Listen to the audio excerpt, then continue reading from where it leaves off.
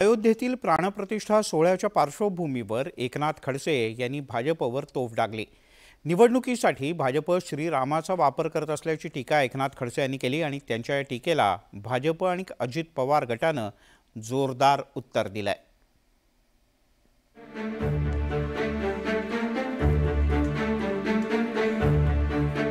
आमदार एकनाथ खडसेंनी पुन्हा भाजपवर तोफ डागली आहे। सुमारे 4 दशक भाजपमध्ये राहिलेल्या एकनाथ खडसेंनी 23 ऑक्टोबर 2020 मध्ये राष्ट्रवादी काँग्रेसमध्ये प्रवेश करून शरद पवारांचं नेतृत्व स्वीकारलं होतं। त्यानंतर एकनाथ खडसेंना विधान परिषदेवर पाठवण्यात आलं। परिणामी एकनाथ खडसेंचं भाजपसोबत असलेलं राजकीय वैमनस्य दिवसेंदिवस वाढतच असल्याचं दिसून येतंय। अयोध्येतील प्राणप्रतिष्ठा सोहळ्याकडे सगळ्यांचं लक्ष लागलेलं असतानाच एकनाथ खडसेंनी भाजपला खडेबोल सुनावले। आम्ही कधीही श्रीरामाच्या नावाचा बाजार मांडला नाही अशी जिव्हारी लागणारी टीका एकनाथ खडसे यांनी केली। अधिकार आहे भगवान श्रीराम श्रद्धा तुमच्या तसे आमचे नाही का? आमचा भगवान श्रीराम नाही का? पण आम्ही श्रीरामाच्या नावाचा बाजार केला नाही, राजकारण नाही केलं।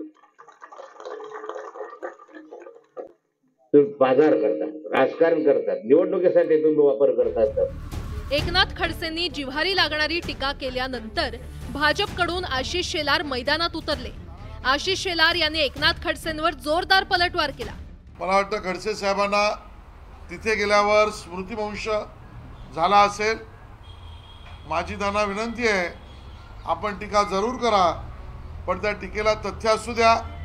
राष्ट्रवादी काँग्रेसच्या अजित पवार गटाने देखील एकनाथ खडसेंना धारेवर धरलं। आतापर्यंत तुम्ही निवडणुकीत कुणाच्या नावाने प्रचार केला असा खडा सवाल एकनाथ खडसेंना विचारण्यात आला।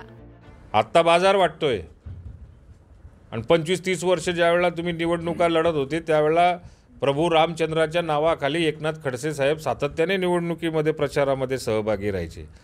बाबरी मस्जिद ज्यावेळेला पडली त्यावेळेला एकनाथ खडसे साहेब हे स्वतः त्या ठिकाणी जाण्यासाठी किंवा गेलेले पण होते।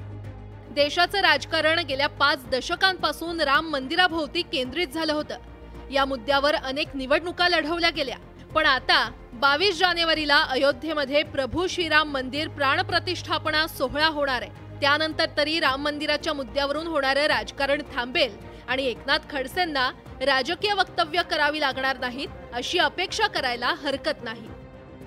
Bureau report, news 18 Lokmat.